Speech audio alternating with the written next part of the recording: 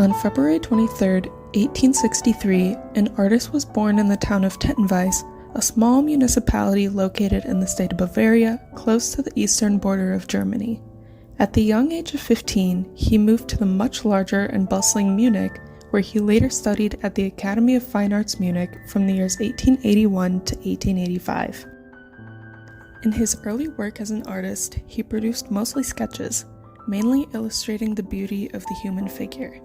At this time, he was known for his works pictured in the Fliegende Blätter, a widely successful humorous weekly published in Munich, whose main audience consisted of the German contemporaries, as it constantly discussed political and social topics of the time, even going as far as to quote-unquote mock the European way of life. This artist was Franz von Stuck, and the focus of this video. In 1889, at age 26, Stuck exhibited some of his earliest works at the Munich Glass Palace, where he won a gold medal for his painting Der Wächter des Paradieses, known in English as Angel with the Flaming Sword, a beautiful representation of the cherubim described in the Book of Genesis, who was placed as a guardian in the Garden of Eden.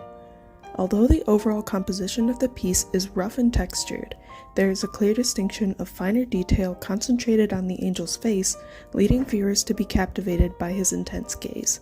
The rigid posture of the angel's figure, the large outspread wings, the bounds between the flaming sword, and the height of the angel himself. These elements all contribute to the overall message of power this painting exudes. Throughout Stuck's impressive portfolio, we can find several works of religious nature, so I've selected a few of my favorites to look at for this video. The first painting I wanted to introduce is Pieta, which was created in 1891 and depicts the mourning of the Virgin Mary over the death of her son, Jesus. While the crucifixion of Christ itself is a common theme throughout religious works of art, Stuck focuses on the raw emotion of Mary encountering the body of her only child, as she holds her head in her hands, presumably weeping. The stark contrast between the warm tones of Mary's hands and the cold paleness of Christ's body creates an emphasis that catches the viewer's attention and draws them in further to examine the piece as a whole. The dark negative space surrounding the two figures also creates a sense of intimacy, which heightens the emotions exuding from the painting, making the viewer feel as though they are mourning themselves. Overall, Stuck manages to invent a somber environment that emanates the feeling of loss. Another painting that really utilizes a dark ambiance is Die Sünde, or The Sin. First exhibited at the inaugural exhibition of the Munich Session, a group of artists in which Stuck was the co-founder, this is arguably one of Stuck's most famous works, picturing Eve as an evil seductress with a snake representing Satan around her shoulders. The use of blues and black throughout the work create a murky atmosphere in the background, but are also used to make Eve's skin look glass-like. The touches of warmth used on her breasts and her lips remind the viewer of her humanity, as the story of Adam and Eve is one of human flaws. In contrast, the sharp angles of the snake's face and the proportionality of its large body versus Eve's strikes fear into the viewer, almost as a warning not to consort with the devil. Along with the many religious artworks Stuck produced in his time, there also exists many pieces featuring the stories of Greek mythology, which brings us into the next segment of this video. The first painting I wanted to concentrate on in this segment is called Huldigung an die Malerei, or Homage to Painting, featuring a winged man presenting himself before a woman of status. Focusing on the man, we can see that he holds both a trumpet in his right hand and a laurel wreath in his outstretched left, which both symbolize triumph and victory. When concentrating on the woman, we can see a contemplative look on her face, with an inquisitive pose similar to the thinker's. By taking into account both the title of the painting and objects in the environment, such as the griffin, which symbolizes power and prestige, we can infer that the man is Stuck himself, who is exhibiting his victory over the skill of painting to a goddess or deity. Another painting, titled Orpheus, or Orpheus and the Animals, is similar to the former, as it pictures creatures of different standings in the animal kingdom admiring the lyre playing of Orpheus, a legendary musician and poet of Greek mythology. Lions and crocodiles. Such powerful creatures being subdued by Orpheus' music shows the power art can hold over nature. Frogs, birds, and mice. The time they take to listen to music, as contrasted to their fast-paced lives focused on survival, shows the importance of art in life itself. As for Orpheus, he is presented as a very muscular, philosophical man, holding the lyre gifted to him by his godly father Apollo. These elements show Stuck's high regards for the stories of mythology and the beings associated with such. Moving on from Stuck's love for the mythological, we now focus on his figure studies, of which countless examples can be found, but we will only focus on 2 for this video.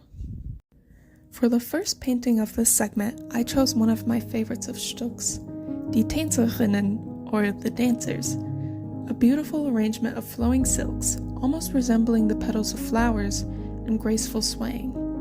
The joyous expression of the girl on the right, paired with the white silky fabric of her dress, gives her a sense of innocence, which is furthered by the liberating movement of the 2 girls. These aspects create a theme of freedom, unhindered by the darkness that surrounds them or any viewers of the painting watching. Another favorite of mine, Die Tänzerin Zaharet, or The Dancer Zaharet, is another work to direct attention to.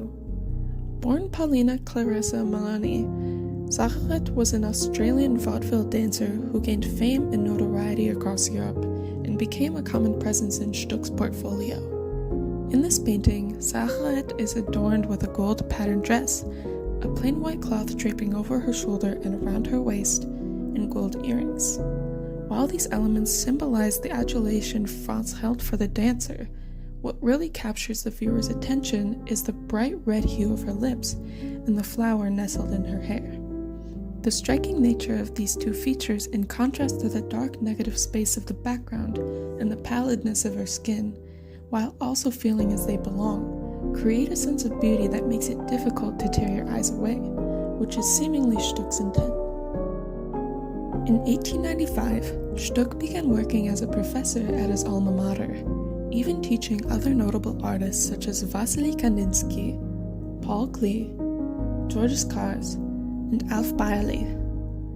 In 1897, he married his wife, the then Mary Lynn Paintner, who was described as a beautiful hostess and was popular with the bourgeoisie of German society.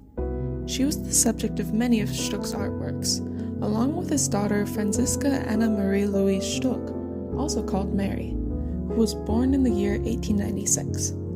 Throughout the rest of his life, Stuck collected many more prestigious awards from his artistic peers and went on to become extremely influential in the history of contemporary German art, even after his death in 1928. After his passing, his manor, the Villa Stuck in Munich, was repurposed as an art museum where many of his works, including some of the ones mentioned in this video, preside today. I hope you enjoyed this short video on Franz von Stuck, and if you enjoyed some of the works featured in this video, I encourage you to go out and search some of your favorites and put them in the comments below.